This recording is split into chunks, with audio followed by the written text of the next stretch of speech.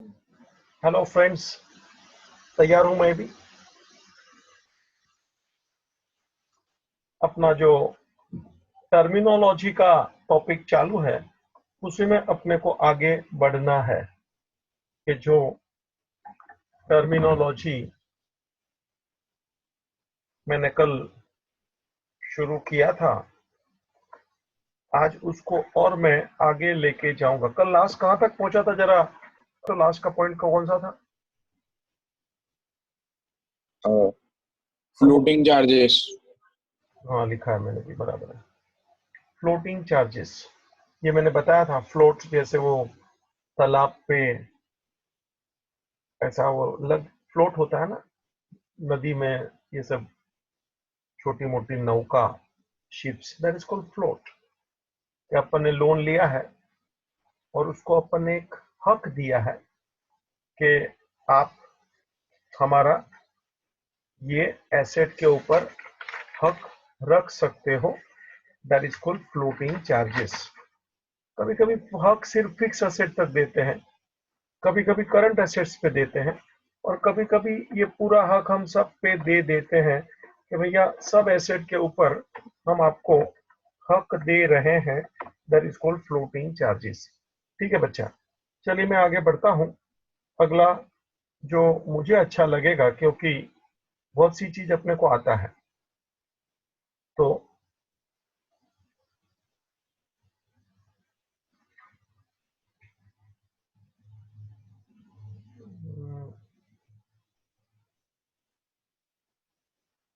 ठीक है, floating charges. उसके बाद का नेक्स्ट मुझे लेना है जो जरूरी समझूंगा, बहुत से हैं और ज्यादातर अपने को आते हैं। गवर्नमेंट क्या है, गवर्नमेंट ग्रांट क्या है, गुडविल क्या है, ग्रोस प्रॉफिट, ग्रोस फ्लोज, आप समझ सकते हो ना। इसमें से मुझे कुछ बोलने जैसा नहीं है, तो एक भी को हाथ नहीं लगाऊंगा, खाली नजर घुमा के मैं छोड़ रहा हूँ, पढ़ता भी नहीं हूँ। टेक डाउन लीन, मालूम है ये शब्द लीन? नकुल भाई, लीन शब्द का मीनिंग मालूम है बेटा? No sir. ठीक है, कोई बात नहीं। हाँ, ऐसे भी मुझे जहाँ लगेगा ना कि नहीं मालूम है, वही मैं, क्योंकि 11th-12th में जो शब्द मैं आपके सामने यूज कर चुका हूं तो मुझे मालूम ही है। और इन लोग ने इतने सारे शब्द इसलिए दिए हैं, जैसे कि ग्रोस प्रॉफिट वगैरह भी क्यों लिखना पड़ता है, क्योंकि वो जो साइंस आर्ट्स वाले बच्चे लोग आते हैं तो उनको मालूम ही नहीं, तो उनके लिए सब कुछ लिखना पड़ता है। तो अपने लिए 90% बेकार है, क्योंकि अपन सब जानते हैं एसेट क्या है, लायबिलिटी क्या है, कैपिटल क्या है, ग्रोस प्रॉफिट, नेट प्रॉफिट वगैरह। What is the meaning of lean?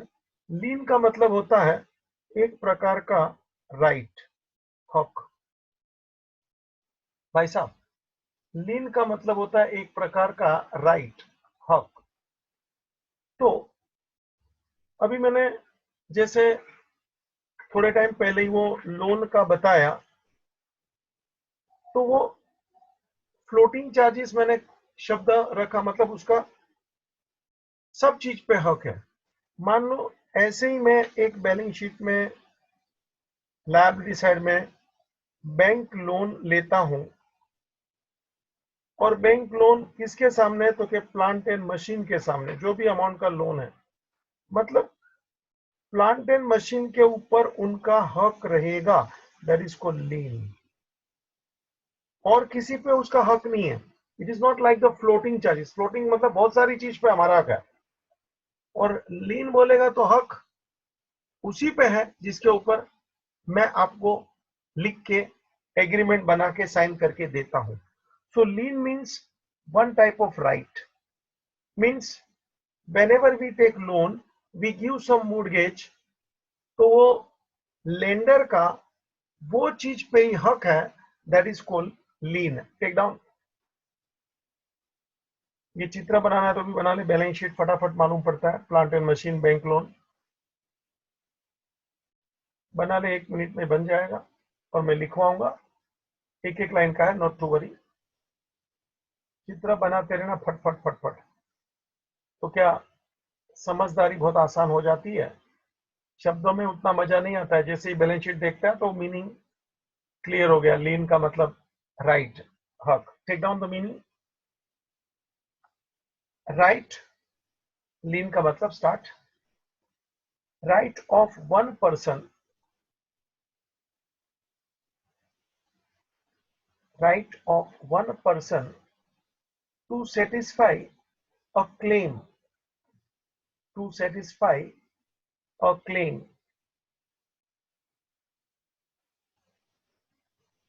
against another,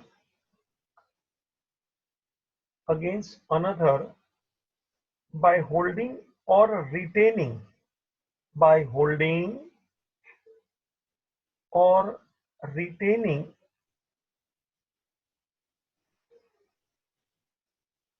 possession of that asset, possession of that asset. देखो भाई, ये बैंक वाले का हमारे प्लांट एंड मशीन के ऊपर हक है, वो अपना कब्जा ले लेगा अपनी लोन को वसूल करने के लिए. That is the meaning of lean.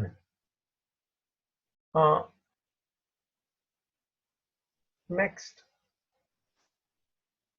Fix asset और नेट. नेट फिक्स एसेट्स हमने आपसे बात किया था ना, कैपिटल एम्प्लॉयड ऐसा करके.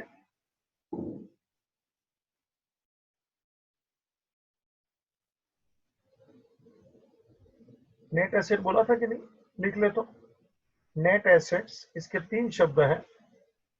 नेट वर्थ और एक शब्द है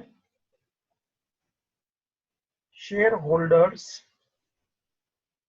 फंड. नेट एसेट हमने बोला था कि नहीं?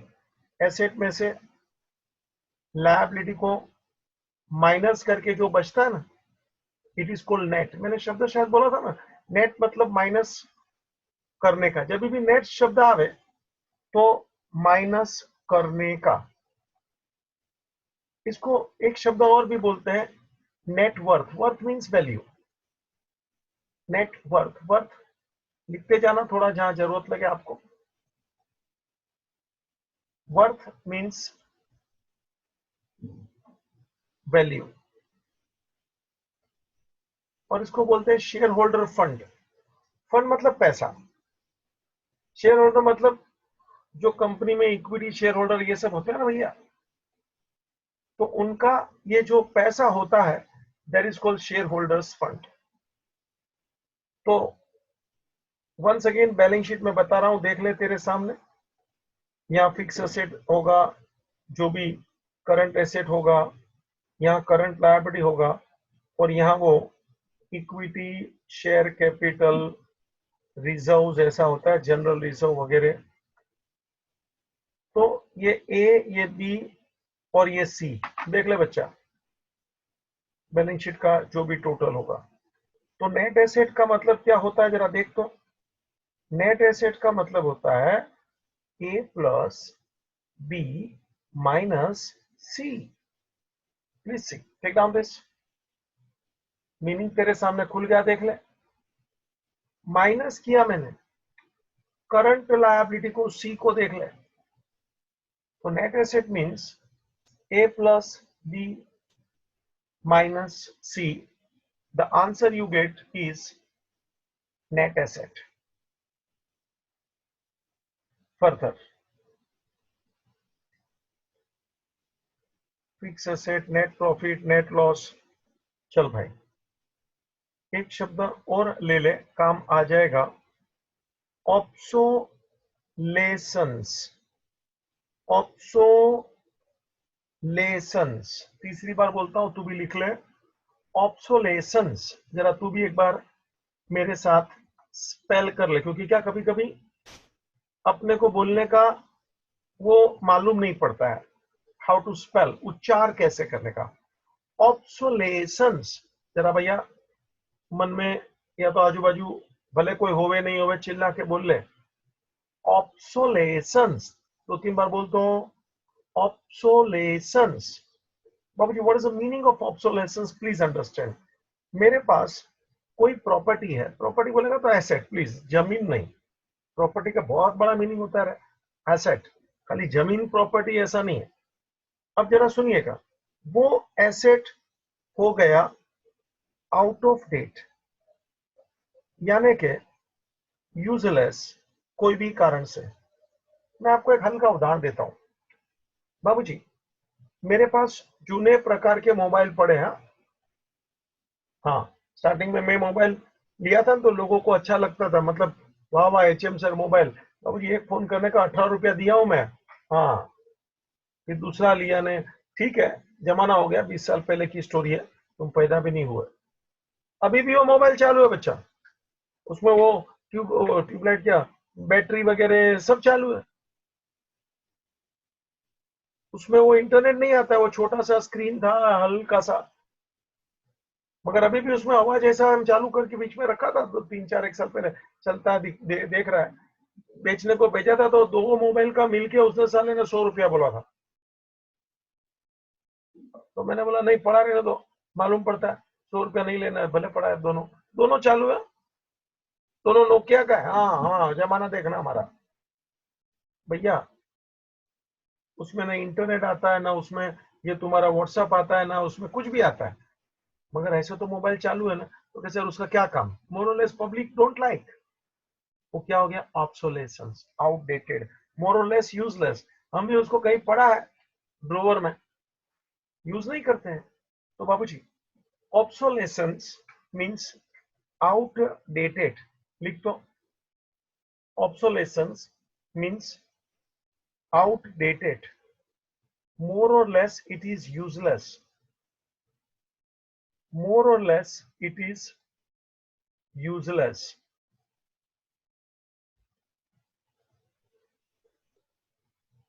Due to change in technology. Due to change in technology.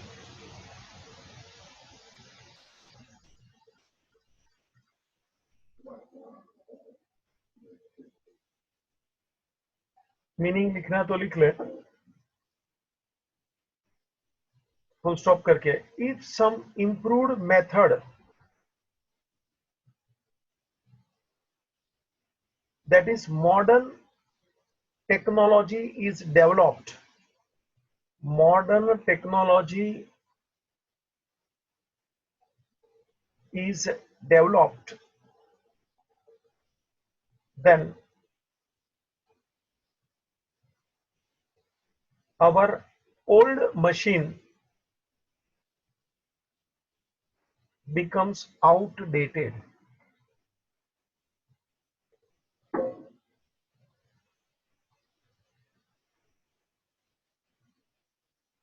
Outdated,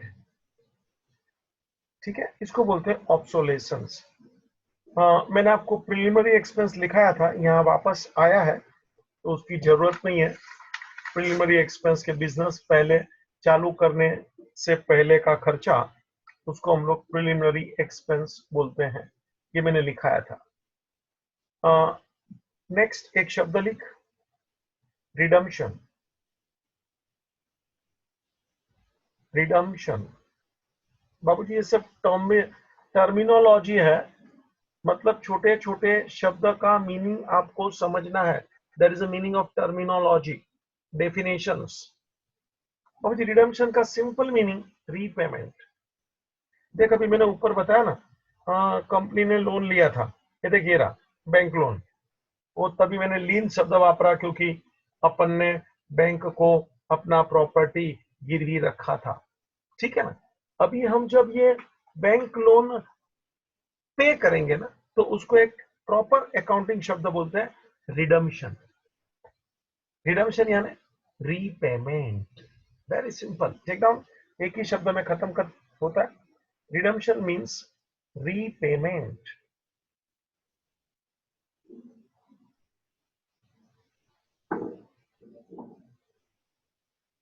ठीक है, आगे चलूंगा, बहुत सारे हैं डिस्काउंट, ये वो छोटे मोटे, मुझे जरा भी कुछ भी नहीं बोलना है।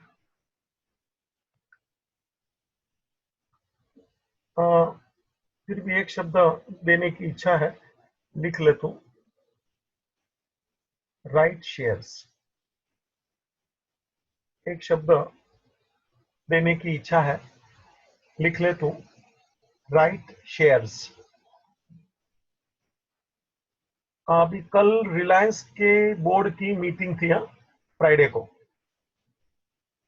अकुल भाई, कल की ताजा खबर सुना रहा हूं, ये शब्द देखा तो थोड़ा तुम लोग से शेयर कर लूं। बाबूजी, कंपनी बोलेंगे तो उसके शेयर होल्डर होते हैं। शेयर होल्डर मतलब जो लोग कंपनी के शेयर खरीदते हैं, पैसा शेयर्स में लगाते हैं, इन्वेस्ट करते हैं, they become the share holders. और कंपनी शेयर होल्डर को डिविडेंड देती है ताकि वो शेयर होल्डर को एक प्रकार का इनकम है, दैट इज डिविडेंड। अब मेरा मुद्दा जरा देखना बाबूजी, मैं दो शब्द यहां देना चाहता हूं। एक तो राइट शेयर लिखा ना, एक शब्द और जोड़ देता हूं, बोनस शेयर्स, क्योंकि मजा तेरे को और आएगा जब दोनों को साथ में सीखेगा देखेगा। बाबूजी, बोनस शेयर्स और ये right shares, let me first talk bonus shares. देखो, कंपनी के शेयर होल्डर होते हैं, मैंने बताया। First, what is bonus share? इसका नाम ही है बोनस। नहीं क्या दिवाली में बोनस देते हैं? बाबूजी, ऐसे ही कंपनी अपने शेयर होल्डर्स को शेयर्स देती है फ्री ऑफ चार्ज, पैसा नहीं लेती है। कंपनी अपने शेयर होल्डर को, मान लो आपके पास एक शेयर है, तो हो सकता है कंपनी एक पे एक बोनस देती है। कभी ये भी होता है कि एक शेयर देती है बोनस अगेंस्ट 5 शेयर्स, मतलब आपके पास 5 शेयर होगा तो आपको एक शेयर मिलेगा, ऐसा। तो कंपनी फ्री ऑफ चार्ज आपको ऐसे बख्शिश में शेयर दे देती है। It is called bonus shares. मतलब company is not taking any single नया पैसा एंड your share holding increases free of charge. This is called bonus share. अब राइट शेयर सुन।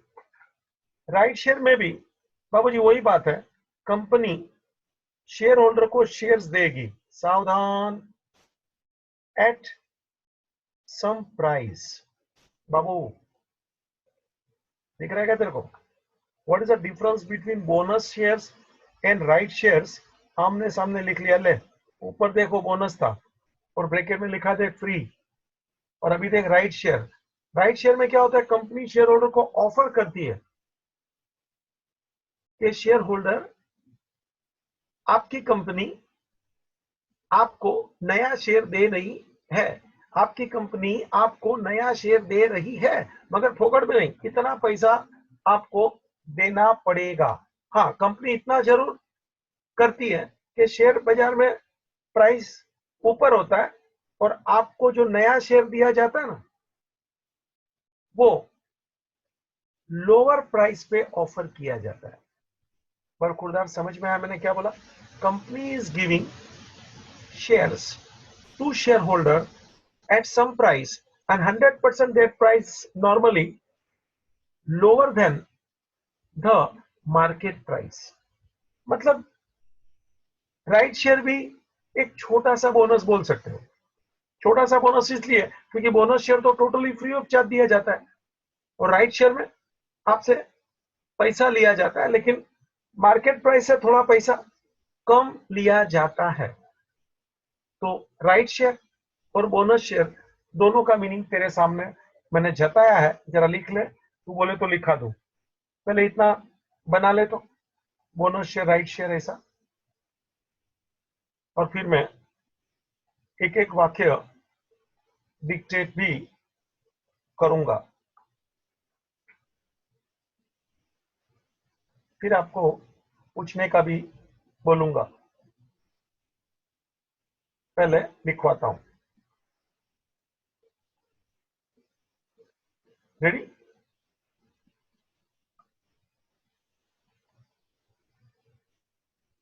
Take down. Bonus shares means,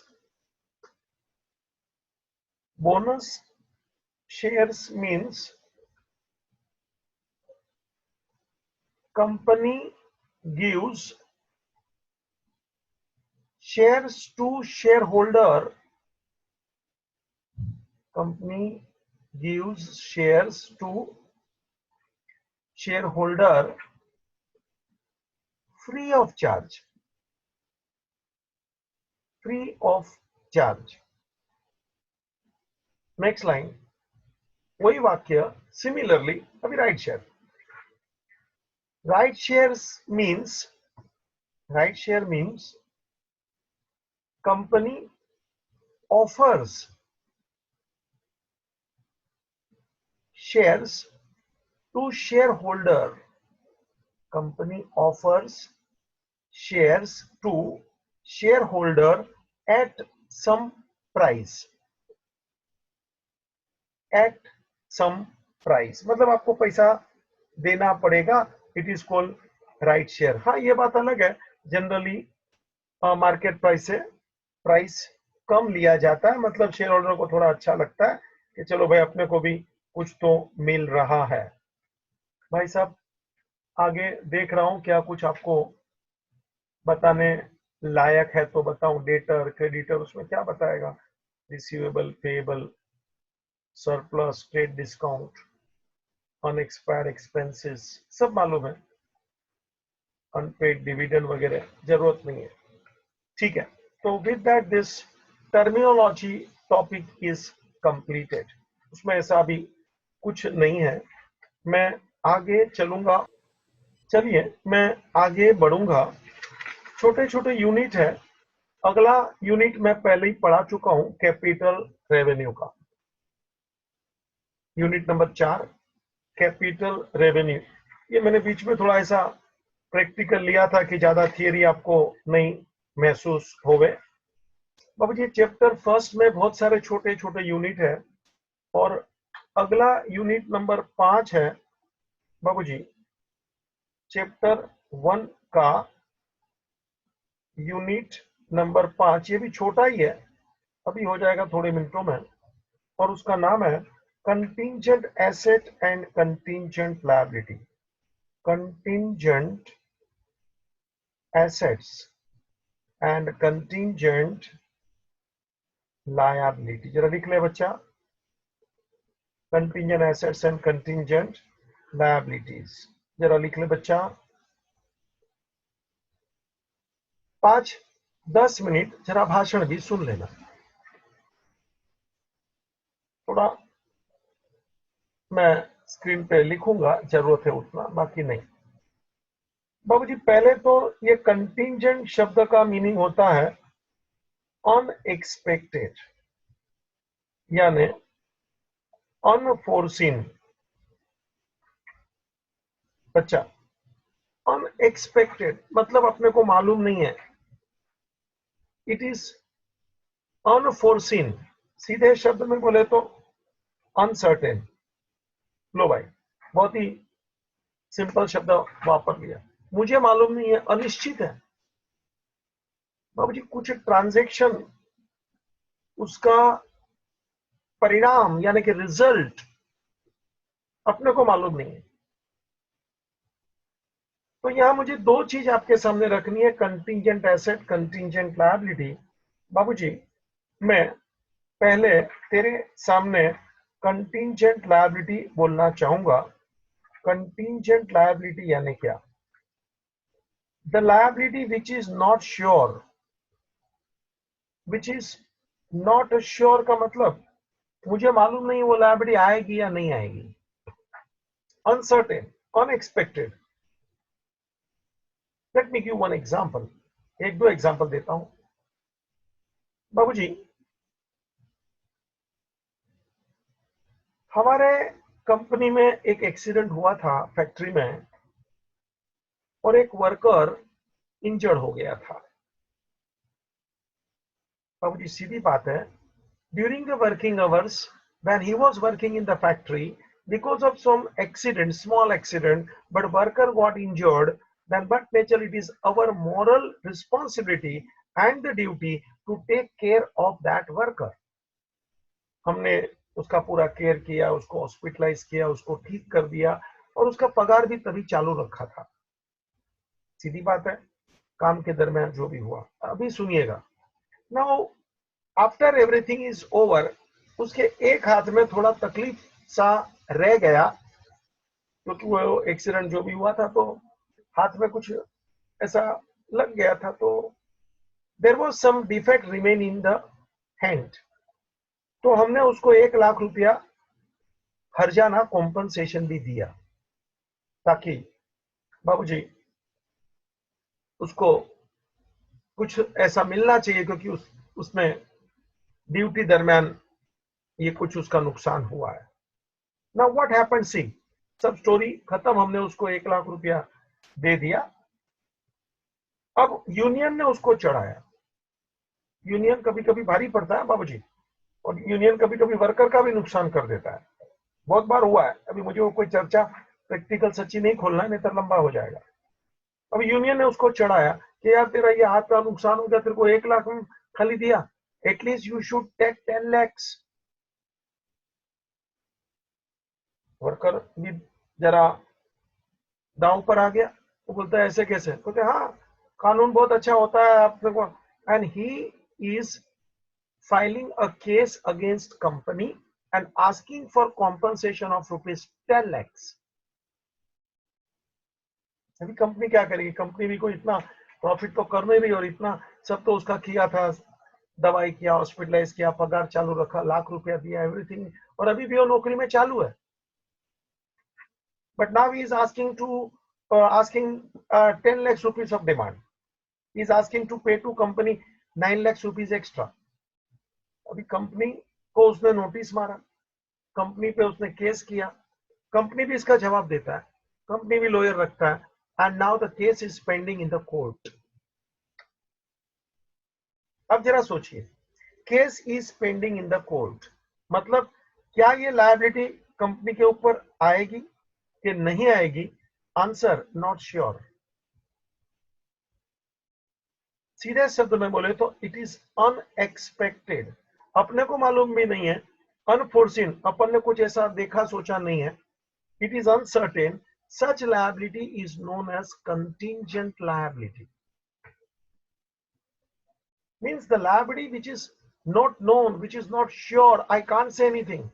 बाबूजी अगर जो कंपनी केस जीत जाएगी तो कंपनी को एक भी पैसा नहीं देना है, और कंपनी केस हार जाएगी तो हो सकता है पैसा देना पड़े, और कभी कभी ऐसा भी होता है कि कोर्ट में ऐसा भी चुकादा आ जाए कि कंपनी ने और इसको 1-2 लाख दे देना चाहिए।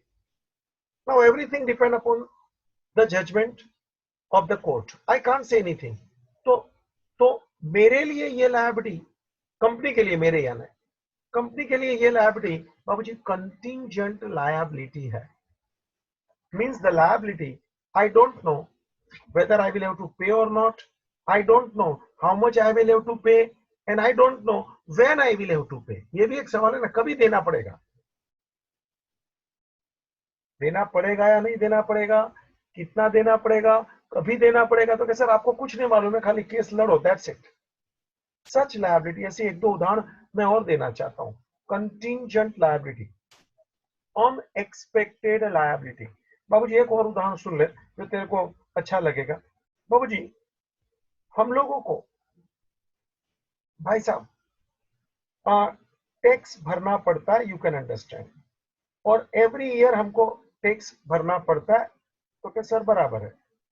अब जरा सुनिएगा, मैंने टैक्स भर दिया, हो गया, हो गया, ये बात ठीक है, लेकिन बाबूजी मैंने टैक्स भर दिया इसका मतलब ये नहीं है कि इनकम टैक्स डिपार्टमेंट ने मुझे छोड़ दिया। टैक्स भरना ये आपका कर्तव्य है, लेकिन इसका मतलब आप ये मत समझना कि इनकम टैक्स डिपार्टमेंट ने आपको छोड़ दिया। It is not like that. अब क्या होगा जरा सुनिए, आपने टैक्स भर दिया, आपने इनकम टैक्स का फॉर्म भरना पड़ता है, और उसमें सब लिख के बताना पड़ता है कि ये मेरी इनकम है और इसके ऊपर इतना टैक्स होता है, ले लो, और मैं भर देता हूं। एक फॉर्म भरने का, इसको शब्द बोलते हैं इनकम टैक्स रिटर्न। रिटर्न यानी फॉर्म, बस सब बताना पड़ता है, लिखना पड़ता है मेरी इनकम क्या है, टोटल इनकम इतनी, इतना टैक्स जो मैंने भरा है, सो एंड सो चेक वगैरह वगैरह, या तो ऑनलाइन पेमेंट जो भी। हो गया। अब ये मत समझना हो गया यानी मैं छुट्टा हो गया। बाबूजी इनकम टैक्स डिपार्टमेंट उसको जांचेगा, देखेगा और मेरे पे इंक्वायरी निकाल सकता है कि भाई आपने ये जो लिखा है, वो जो लिखा है, वगैरह वगैरह, इसके लिए मुझे प्रूफ दीजिए, हमको डाउट है, वरना हम आपका इनकम टैक्स इतना पकड़ेंगे। वो आंकड़ा हमको लिख के दे देता है, बाबू जी मैंने भर दिया था मान लो टैक्स 1 लाख रुपया, और अभी वो मेरे पे नोटिस मार रहा है कि ये इंक्वायरी दो, और हमको लग रहा है कि आपका टैक्स 5 लाख रुपया आ रहा है। उसने जो बोला हमने उसको दिया, फिर भी वो लास्ट में बोलता है नहीं नहीं आपको 5 लाख भरना पड़ेगा। हमारा चार्टर्ड अकाउंटेंट बोलता है 1 लाख अपन ने भरा है, सही है, वो बोलता है 5 लाख। अल्टीमेटली हम लोगों को कोर्ट में जाना पड़ता है, इनकम टैक्स डिपार्टमेंट के खिलाफ अपील करना पड़ता है कि भाई साहब हमारा लायबिलिटी 1 लाख का ये जो हमने भर दिया है, और ये 5 लाख ये गिनने का तरीका नहीं है, वगैरह वगैरह।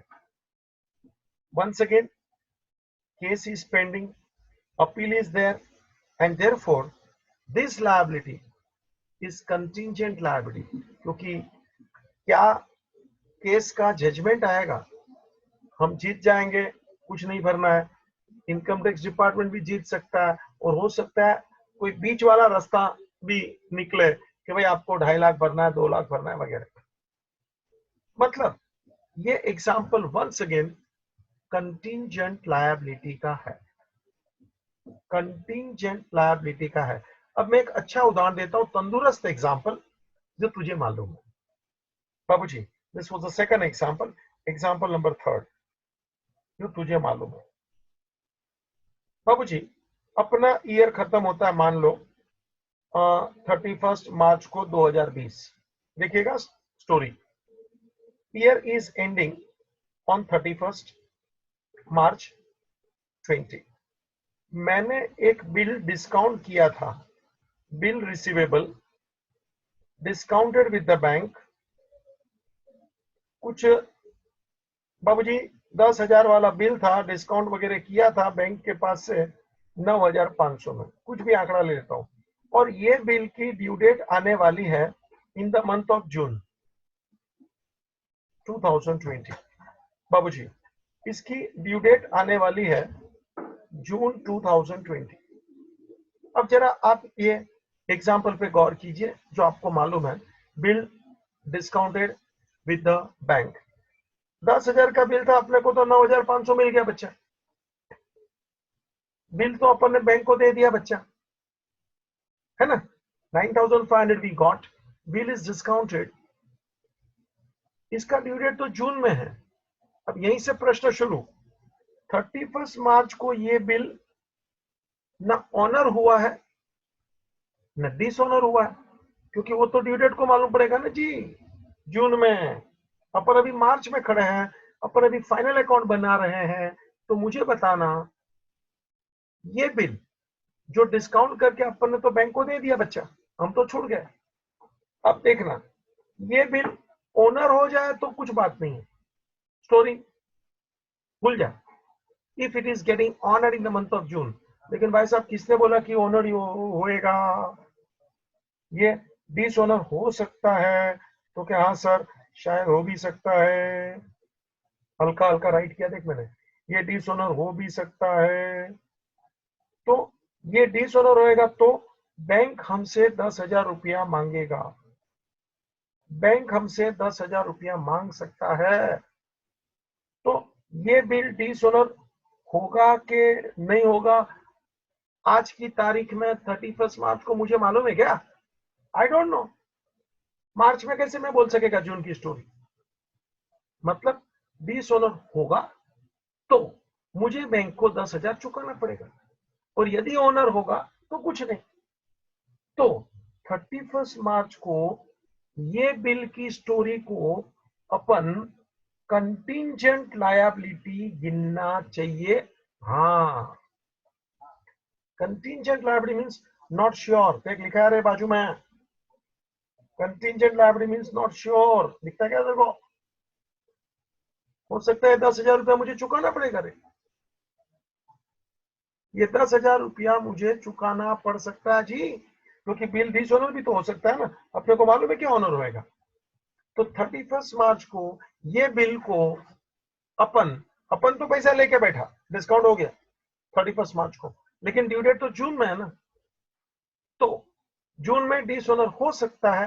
हाँ, तो इस 10,000 रुपये को कंटिंजेंट लायबिलिटी गिनना जरूरी है। हाँ, इज इट क्लियर?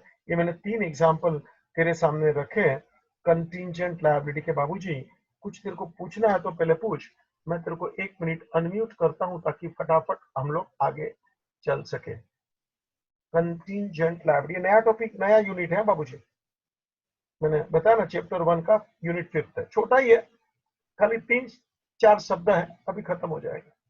बोल भाई, कंटिंजेंट लायबिलिटी के लिए कुछ पूछना हो तो anybody. I give 3 examples. Unexpected liability एक शब्द में समाप्त, और ये एग्जांपल की चर्चा किया ताकि तेरे खोपड़ी में मीनिंग बराबर बैठता है।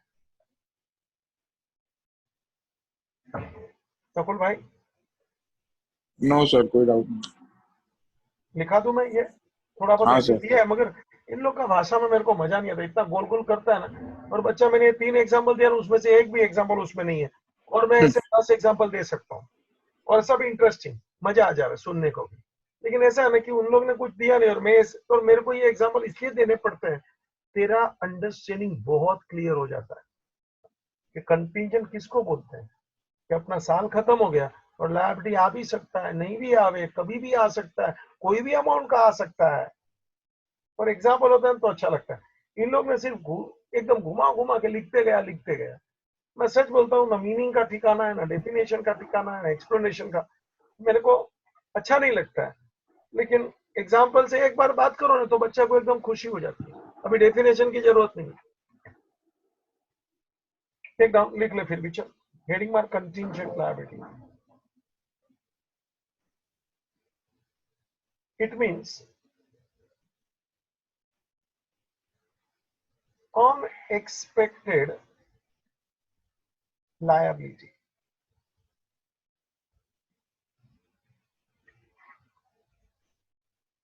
that is unforeseen or uncertain liability.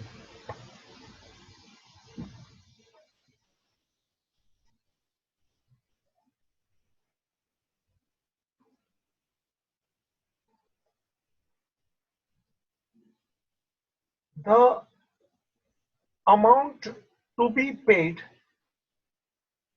the amount to be paid is not sure.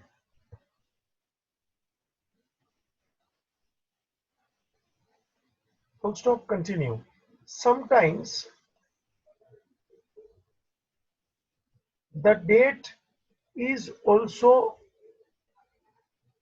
sometimes the date is also not sure.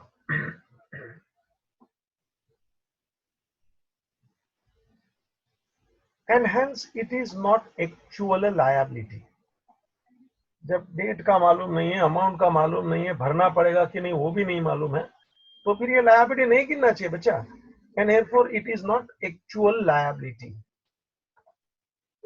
and hence such liabilities, and hence such liabilities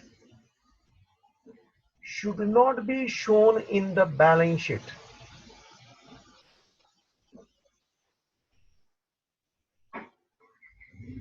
Should not be shown in the balance sheet. Full stop. For the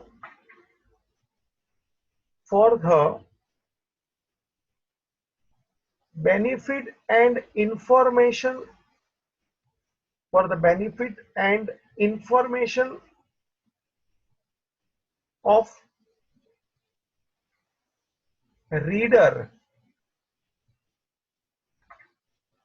of a financial statement, reader of a financial statement, such liabilities, such liabilities are shown as a footnote. सुना क्या रहे? एक तो balance sheet में नहीं दिखाना है, मगर फिर भी रीडर को थोड़ा मालूम भी पड़ना चाहिए कि कंपनी के सामने कोई केस चालू है भाई, छुपा नहीं रखने का। मैं आगे भी बोला हूं बहुत बार, कोई भी चीज हिडन नहीं रखना चाहिए, रीडर को पूरा मालूम पड़ना चाहिए। तो such liability should be shown as footnote with full detail, है ना। पूरा डिटेल दे दो कि हमने 1 लाख रुपया उसको दिया था, वो हमसे 10 लाख मांग रहा है, केस पेंडिंग है, वगैरह वगैरह। छुपाने का नहीं। अभी एग्जाम्पल लिखना है तो लिख लें। Example 1,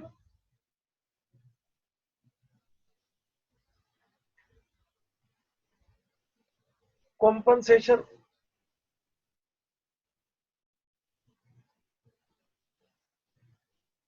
payable to worker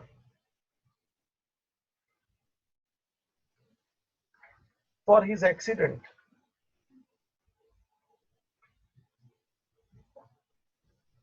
as per his claim rupees 10 lakhs.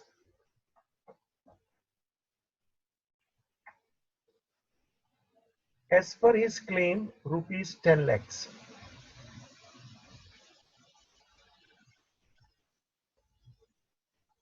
Against which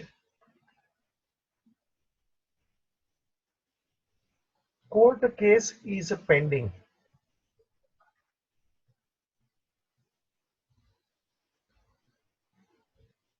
As we have already paid rupees 1 lakh.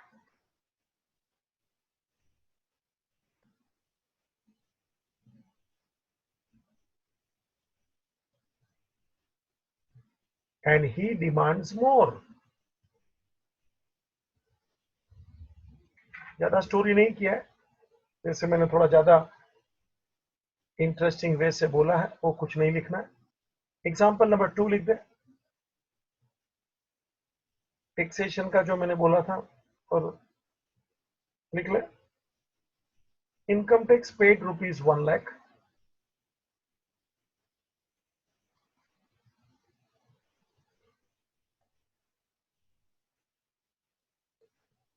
but income tax department is asking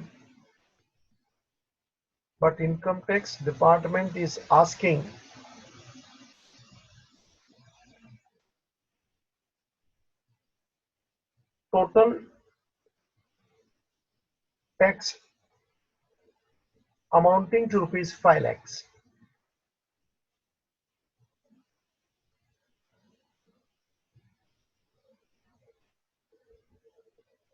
Against which appeal is made. लो भाई, लड़ते रहो बाबूजी, दुनिया में लड़ना पड़ता है, ये कोरोना के सामने भी तो लड़ना पड़ता है ना। हाँ, हिम्मत से, डरने का नहीं। अपन गलत करता है तो डरने का, एक बात जीवन में ध्यान रखना। बाकी जब तक अपन, अपना अंतरात्मा बोलता है कि अपन गलत नहीं है, किसी से डरने का नहीं। आगे चल। एग्जाम्पल 3, ये तेरा बाबूजी जाना पहचाना हुआ एग्जाम्पल है। ये चित्र बना ले जरा, ईयर एंडिंग 31 मार्च, जरा देख तो। Year ending 31 March and bill receivable discounted 10,000, 9,500, जरा देखना ऊपर रे।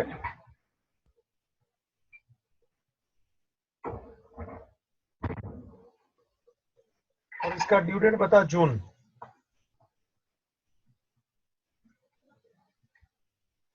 इसका ड्यू डेट बता जून।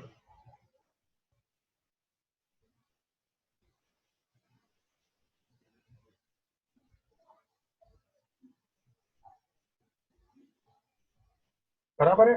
बिल डिस्काउंटेड 10,000 का था, 9,500 में। अब ऑन 31 मार्च अपने को तो मालूम नहीं है ना कि जून में क्या होगा। डिस्काउंट करा दिया, अपन को तो पैसा मिल गया 9,500। बिल तो अपन ने बैंक को भेज डाला, तो 31 मार्च को मेरे लिए ये बिल का 10,000 का कंटिंजेंट लायबिलिटी है। हाँ, क्या 30 डॉलर होगा, तो बैंक मेरे खाते से 10,000 उठा लेगा। समझा? मैंने क्वेश्चन मार्क किया। देख, मुझे नहीं मालूम है कि डिसऑनर होने वाला है बच्चा, हो भी सकता है, तो मुझे 10,000 भरना पड़ेगा। तो भरना पड़ेगा कि नहीं भरना पड़ेगा 31 मार्च को मैं कैसे बोलूं? अनसर्टेन है रे, कंटिंजेंट लायबिलिटी है रे। लिखना ये वाक्य, जरा लिख ले, मैं सजा के देता हूं तेरे को। On 31 March 2000,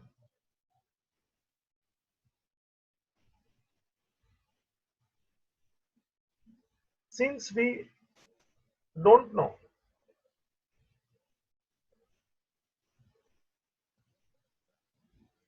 whether the bill will be honored or dishonored, whether the bill will be honored or dishonored,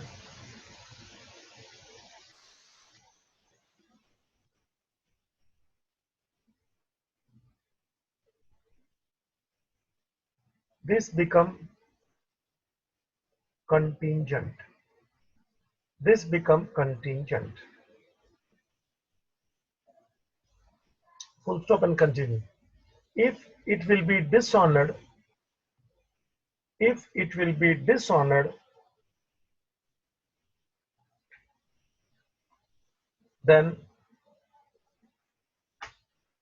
we will have to pay rupees 10,000 to bank.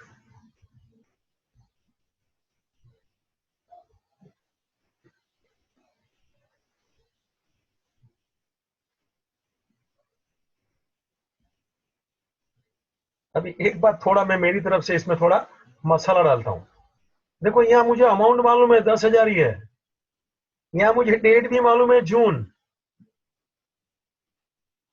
Date भी मालूम है, ड्यू डेट मालूम ही होता है ना, अमाउंट भी मालूम है, लेकिन ये इवेंट होगा कि नहीं, ये इवेंट के बारे में नहीं मालूम है। therefore this is contingent, means even I know the date, even I know the amount, but whether this transaction, the event will take place or not, that is uncertain, and therefore it is contingent. सुना क्या?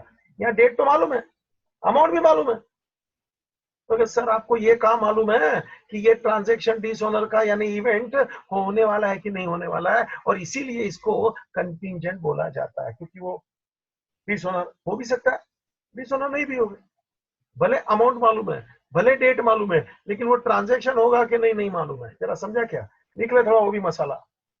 Here we know the date and the amount, here we know the date and the amount,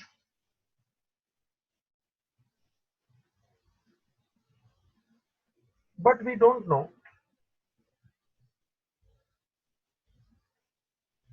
about the event,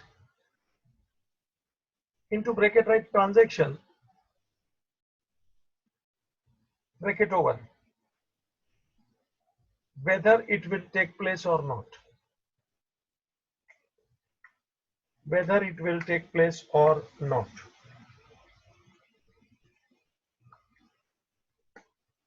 बाबूजी, इधर ही मैं एक example और बिठाना चाहता हूं, लिख दो contingent asset.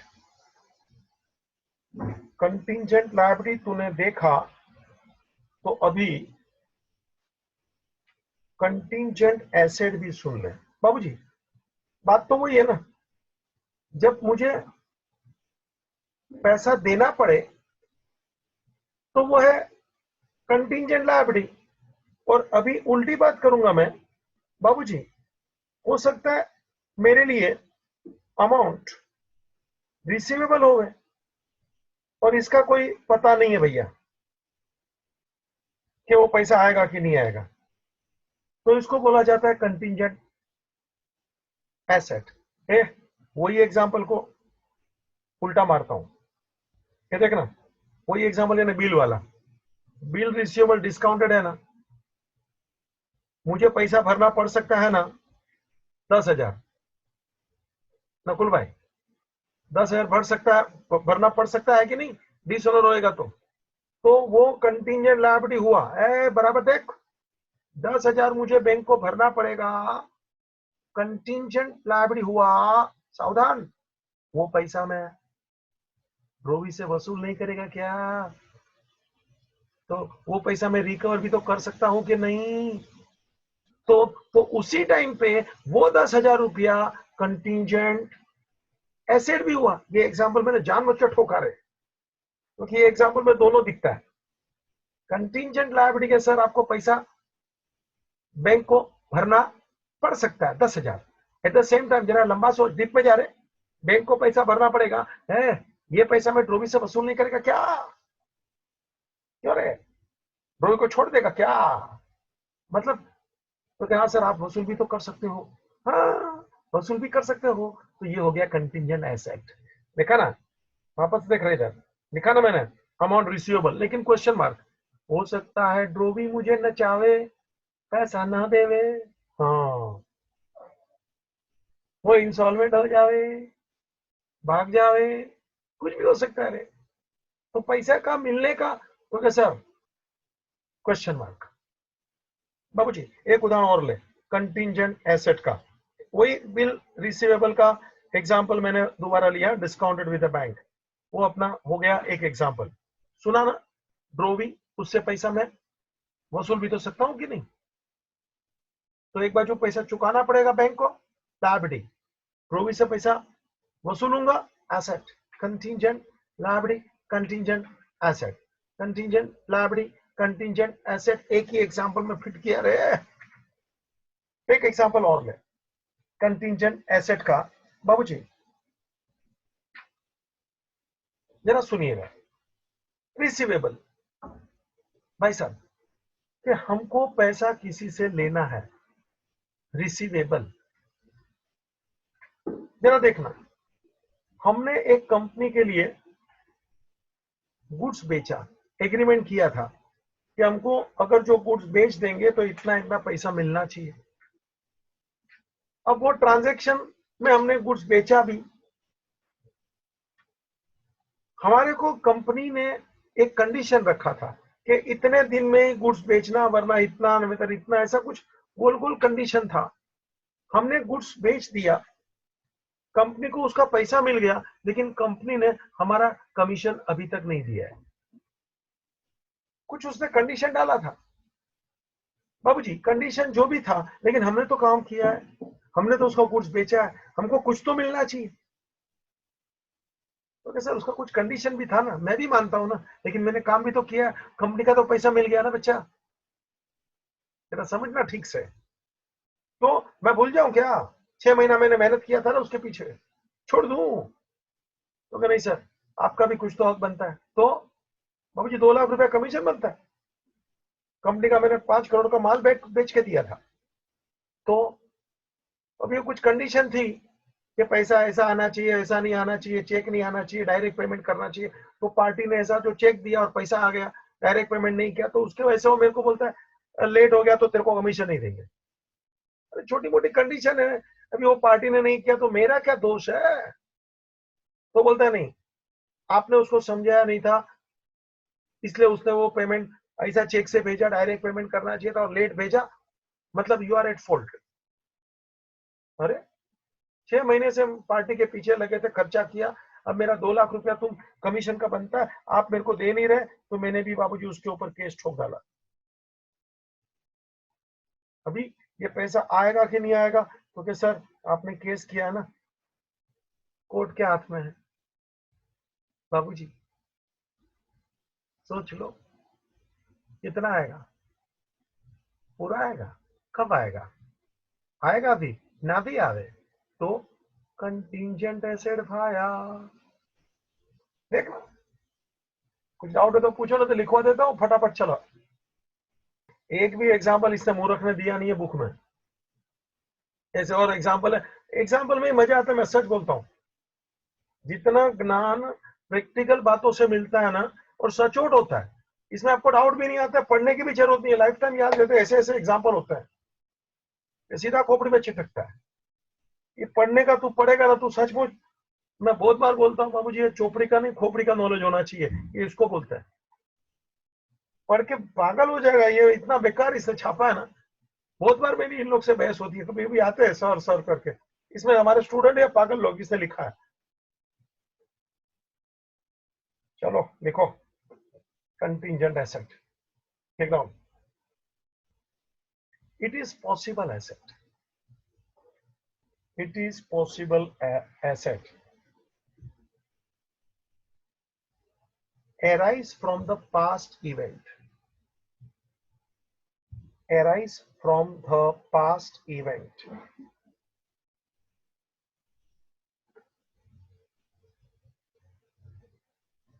Example, a claim that business has made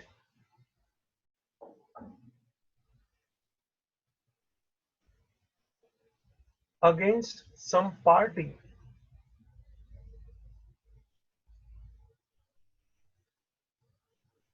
of which outcome is pending in the court, of which outcome is pending in the court.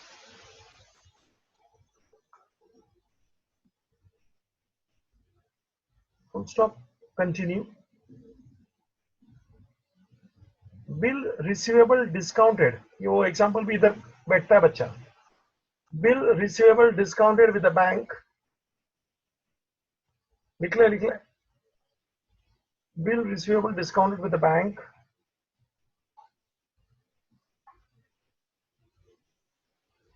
For which due date is coming after year ending, due date is coming after year ending,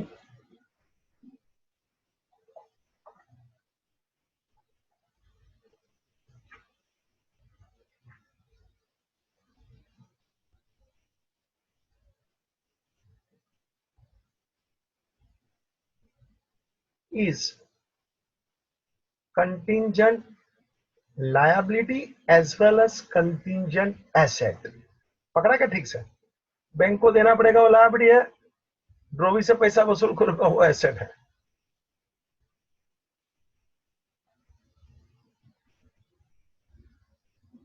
In case it is dishonored, amount will be recovered from ड्रोवी, लिखना तो लिख ले खुलासा। In case it is dishonored, amount will be recovered from ड्रोवी।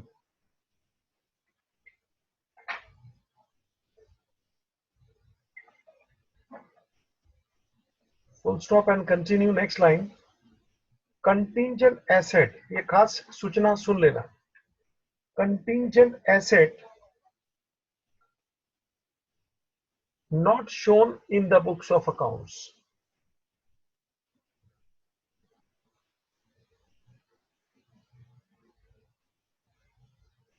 As per the concept of conservatism. याद आया क्या conservatism में? Possible loss show करने का मगर पॉसिबल गेन शो नहीं करने का। As per the concept of conservatism,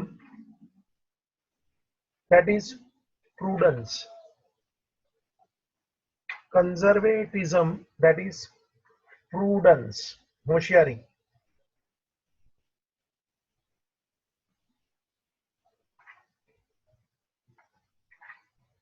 ठीक है बच्चा, नेक्स्ट हेडिंग मार के रख प्रोविजन।